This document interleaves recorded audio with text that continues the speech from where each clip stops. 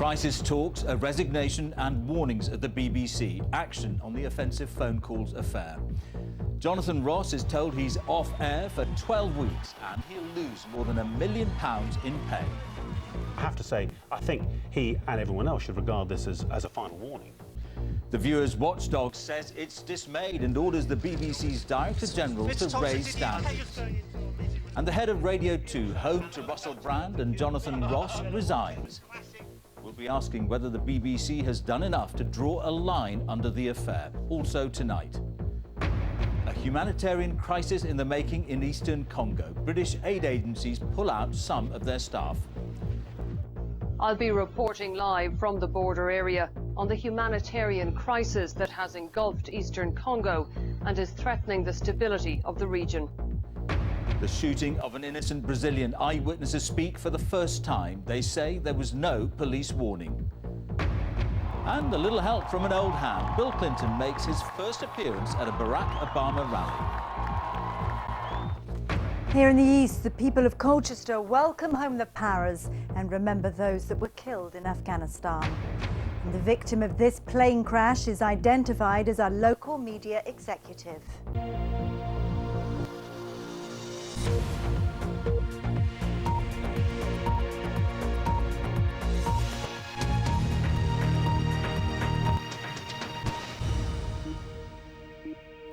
Good evening. After days of mounting criticism, the BBC's Director General, Mark Thompson, has taken action over the offensive phone calls made by two star presenters.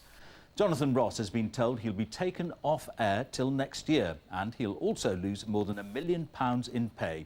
The head of Radio 2, which broadcast the now infamous comments, Leslie Douglas, has resigned. The BBC Trust, which acts on behalf of viewers, told Mr Thompson it was dismayed by editorial standards. Here's our home editor, Mark Easton. He's one of Britain's most loved television stars with a salary to match. But today, Jonathon Ross, OBE, was told by the BBC that his behaviour in the Radio 2 phone prank affair was utterly unacceptable and could not be allowed to go uncensored or without sanction. He's been suspended without pay for 12 weeks, a punishment that's thought will cost the presenter close to £1.5 million in lost earnings. I believe Jonathon personally absolutely overstepped the mark. It doesn't mean that Jonathon can't in the future continue to broadcast for the BBC, but I have to say I think he and everyone else should regard this as a final warning. There had been calls for the BBC to sack the chat show host. His near-the-knuckle comedy has got him into trouble before, but tonight shoppers in West London were divided on whether the punishment fits the crime. I think it's over the top, really. He does what he does, they know what he does. He's apologised. I think he should be paying, not the BBC, so it's not enough. If he does get suspended, I think he deserves it, but then he should be let back into his same position that he was in before. He's good, I like his programme.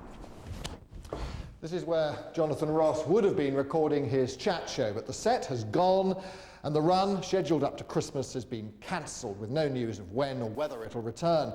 His Radio 2 Saturday show has also been axed and the station itself is without a controller. Now then, as I promised, and as you've already heard in the news, the live... Radio 2 is easily Britain's most popular radio station. But this afternoon, the woman in charge, Leslie Douglas, told the BBC she was resigning over the controversy, even though she'd not been directly involved in the affair.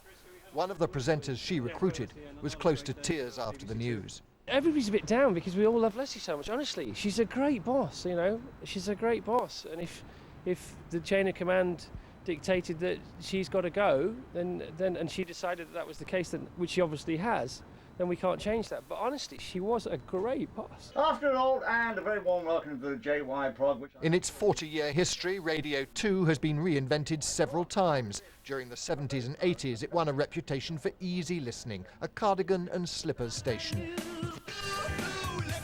But recently it's tried to reconnect with younger listeners, bringing in edgy presenters, most notably Russell Brand. Presenters like Terry Wogan and Ken Bruce, these guys been at Radio 2, man and boy, decades of experience at Radio 2 between them. I don't think that they were absolutely delighted or enamoured with these young Turks taking over their station. The BBC Director General was today told by the BBC trustees that he must make a personal apology for serious and deliberate breaches of editorial guidelines. Managers hope today draws a line under the affair. But tonight the corporation is, once again, bruised and vulnerable. Mark Easton, BBC News. And this evening I spoke to the BBC Director General Mark Thompson and I asked him why the corporation had not acted earlier. We thought the right thing to do was to make some phone calls, study literally what had happened, study the programme, study the processes that had led to the programme getting on the air, interview some of the key people who have been involved. From time to time, a programme happens, this is an example, which completely oversteps the mark. I mean, there's no question that what happened on this programme was utterly unacceptable. But, you know, it's not as if we're dealing with 10 or 15 or 20 examples of this kind of egregious content. This is, in my view, a very, very serious failure. The Trust, which is the organisation that looks after licensing fee payers, says it is dismayed. It is dismayed, and that's a year after it had a word with you to tighten things up. Where does that leave things? Well, as I say, this failure of judgment was about what are the bounds of acceptable behaviour and acceptable content. I absolutely believe the judgment which was made in this context by people who, I have to say, previously have had an outstanding career. I mean, Leslie Douglas has been one of our most successful, most trustworthy controllers. I have to say, in this one case, there was a very major failure of judgment by some individuals. That's what we're dealing with. You employ edgy, irreverent presenters, and then you try and curtail them in this way. There's a judgment there to be made. Is somebody going to have to make that judgment day after day, hour after hour? That is, if I may say so, that is what we do, and that is what the BBC's always tried to do, which is the balance, you know, the audience's desire for creativity and originality and sometimes for being challenged in comedy with the absolutely solid standards people expect of the BBC. And as David Stillito was saying, I mean, one of the challenges, different audiences have different expectations of the BBC, but there are some absolute limits. This programme went over the limits, and one of the things I have to say is no one. We have many different writers, performers, producers in the BBC. No one is above the law. Say, when the BBC Trust said to you they were dismayed at what was going on, did you consider your position? We've put a comprehensive set of actions together and announced them this evening. They are tough. The test, I believe, for me, is whether those actions stick and whether we can ensure that incidents like this don't happen again. And that's my job, and I intend to get on with it. That was Mark Thompson speaking to me earlier. Well, our home editor, Mark Easton, is with me here. Russell Brand's gone, the head of Radio 2, Leslie Douglas, is gone, but Jonathon Ross is suspended, but he's still around. I mean, is he untouchable? Is he too powerful? Well, let's be clear. I mean, Jonathon Ross, whatever people might think of him, he did the business. You know, his chat show would bring in 4 million viewers. And in a way, the real power of Jonathon Ross was his ability to connect with a very broad range of audience, just what the BBC needs. So yes, presenters are immensely powerful. At Radio 2, they often brought their own production companies in to make the programmes. They often called the shots. And I think if one thing does come out of this, I suspect it will be a look at the relationship between stars and BBC management. But is this the end of the affair? Can we draw a line under it? Well, no, because the BBC Trust have yet to make their final report, and of course they will have the final word. All right, Mark, thank you. It's seen some of the worst fighting in Africa for decades, and tonight Eastern Congo is at the centre of another major humanitarian crisis. Tens of thousands of refugees are on the move. British aid agencies, including Oxfam, are pulling out some staff. The violence is centred on the town of Goma, near the border with Rwanda. Tutsi rebels say they want to stop attacks on their people, but also at stake is the region's vast mineral wealth. Our Africa correspondent, Orla Guerin, is on the border now. Orla. Tonight, Goma is waiting for the rebels' next move. As many as 50,000 people have sought refuge in and around the city in recent days. Rebel fighters are now less than 10 miles away. Their commander says UN peacekeepers won't be able to stop him taking the city, but for now, he is holding fire. Goma is a place of fear. Shops boarded up, schools closed. Everyone knows the rebels are at the gates. The Congolese army is no help. Troops have been looting Goma, not protecting it. Last night, government soldiers broke into my neighbour's house, this man says. They held a knife to his wife's throat and stole everything, including all their money. UN troops are now Goma's only defence. There are 6,000 in the east, But officials are begging for more, saying the peacekeepers are stretched to the limit. And here's the reason why. A self-styled general called Laurent Nkunda, an ethnic Tutsi who claims he's protecting his own people from Hutu militias linked to the Congolese government. The same Hutus who helped carry out the Rwandan genocide in 1994. The problem of Eastern Congo is a security problem. Government forces are allied to FDLR, those Hutu rebels who came from Rwanda. They are using them. They are working with them. And for us, it's a threat. It's a national threat. Congo's neighbours could be dragged into this, as has happened in the past. Between 1998 and 2003, rebels battled government forces. 8 countries became involved, fighting over power and mineral wealth. Now innocent civilians are fleeing once again. Tens of thousands on the move, hungry, traumatized, at the mercy of the elements and of the rebels, whose signature can be death, rape or torture. Some of those who ran towards Goma have now fled in the other direction, among them people who have been displaced time and again. Tonight there are reports of terrified men, women and children seeking refuge deep in the forest, where they'll be harder for the rebels to find and harder for aid agencies to help. Back to you, George. Orla, thank you. 2 people who were sitting opposite the Brazilian Jean Charles de Menezes when he was shot dead by police have spoken publicly for the first time. Giving evidence at the inquest into the innocent man's death, they say there was no warning from the police before the shooting. As June Kelly reports, that runs counter to what the police are saying.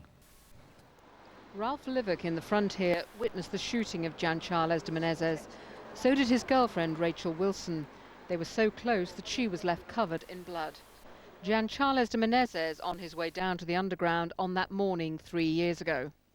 Ralph Livick and Rachel Wilson in the same tube carriage and sitting opposite the young Brazilian described suddenly seeing a group of men with guns. Mr. Livick said, "One of my initial thoughts was that it was just a game and they were just a group of lads having a laugh." He was asked by Nicholas Hilliard QC, counsel for the coroner, "Had you heard anything said about police?" He replied, "No, certainly not. We had no idea whether they were police, whether they were terrorists. The first thing that made me realise it wasn't a group of lads playing around was when the first shot was fired." He said he saw one officer fire into Jean Charles de Menezes' head. He went on, "I saw Mr. de Menezes slumped with a lot of blood. I saw more shots being fired at him." So graphic descriptions from commuters about events here 3 years ago. This is the first time these passengers have spoken publicly about what they saw and heard. Now the jury will have to consider the differences between their recollections and those of the police. Rachel Wilson, like her boyfriend, didn't hear the police shout a warning. When it came to who was pulling the triggers, she said, "It was only when I left the carriage that I figured they must be good guys." June Kelly, BBC News, South London. America has followed Britain in recording a fall in output for the 3rd quarter of this year. American GDP was down 0.3%, the biggest fall since 1980. Another quarter of negative growth would see the US officially enter a recession. But Wall Street reacted positively as the fall was widely expected and not as big as feared. Here, small companies are still being starved of credit despite the fact that they were supposed to be among the main beneficiaries when the government pumped tens of billions into the banking system. Today, Gordon Brown said Britain's banks must keep lending to them, and he urged businesses to take advantage of £4 billion worth of new European funding. Here's our business editor, Robert Peston. They're the seedlings of our prosperity, needing irrigation in the form of credit to grow. Small businesses employ 13 million of us, and they contribute more than half of all the income generated by the private sector. But for up to a third of them, the credit tap has been turned right down.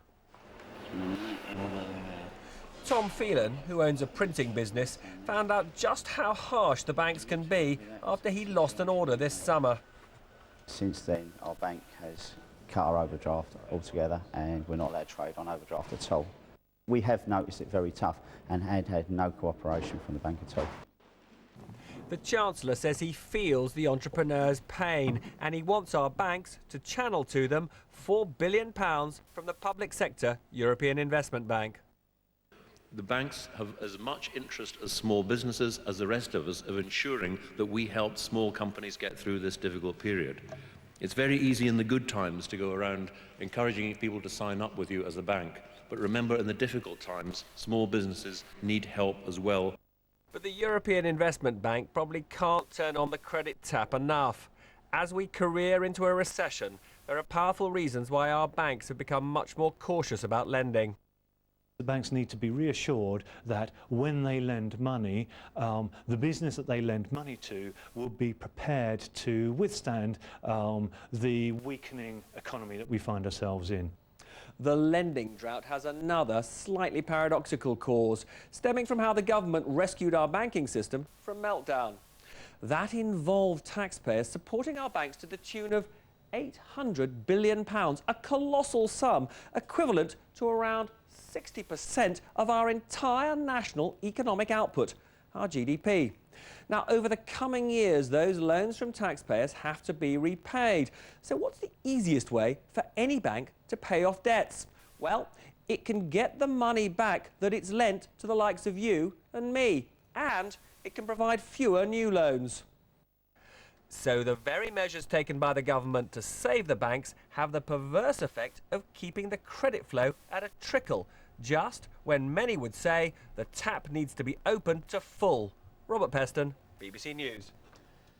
In the US election, the Republican John McCain and the Democrat Barack Obama have spent the day racing to 13 rallies in 4 key battleground states. With 5 days to go before the poll, Senator Obama has been joined by the former President Bill Clinton, as Gavin Hewitt reports. The midnight hour in Orlando, and thousands waiting. Then, 2 of the greatest communicators of the modern era campaigning together for the first time. But it tells you something, that Barack Obama still needs some of the Bill Clinton political stardust. Are you ready for a new president? And are you ready for this new president? Here, all previous doubts about the younger man were forgotten. Our country is hanging in the balance, and we have so much promise and so much peril. This man should be our president. And after, what does Barack Obama whisper to him? Couldn't be better. Thank you. The fact that Bill Clinton is here shows the Obama campaign is leaving nothing to chance. There have been strained relations between the 2 men during the primaries, but Bill Clinton is still valued, particularly for his appeal to working-class voters. At the end, the big embrace, the shot the Obama team wanted. They're still anxious about those areas that preferred Hillary Clinton to Barack Obama. And what did the former president make of it all? I saw him, tired when he got here, draw strength from looking into those people's eyes. Last night, Barack Obama bought 30 minutes of prime-time television. It was slick. The money showed on the screen. But much that's wrong in our country. But there were echoes of the Oval Office and the risk that he might appear too presidential 5 days before polling. A little over a month ago, the bottom fell out. What happened in the financial markets was the final verdict on 8 years of failed policies. In response to all this, John McCain was keen to point out that the Obama campaign's big spending had delayed the World Series. It used to be that only rain or some other act of God could delay the World Series. But I guess the network execs figured an Obama infomercial was close enough. But I can promise you this. Barack Obama is using every device, every image in his final push. Even so, some polls have tightened, and in the past, they have been famously wrong. Gavin Hewitt, BBC News, Florida. And let's talk now to our North America editor, Justin Webb, who's in Washington. Justin, McCain's still fighting hard, but is there a single poll that says he could maybe pull it off? There is not a single national poll at the moment that puts John McCain ahead. But in some of the key battleground states, the difference between McCain and Obama is small, And more importantly even than that, it appears to be tightening. Take the case of Pennsylvania, one of those states Gavin was referring to, where Clinton did better than Obama in their internal battle.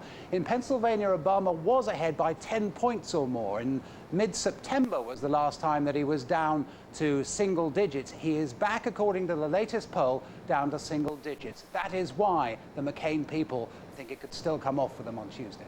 All right, Justin, thank you. Well, here, there's just a week to go until the hotly contested Glenrothes by-election in Scotland, with the SNP hoping to repeat their winning performance in Glasgow East last summer. However, the economic crisis has given Labour hope they may be able to hold on to the seat. Our political editor, Nick Robinson, has spent the day there.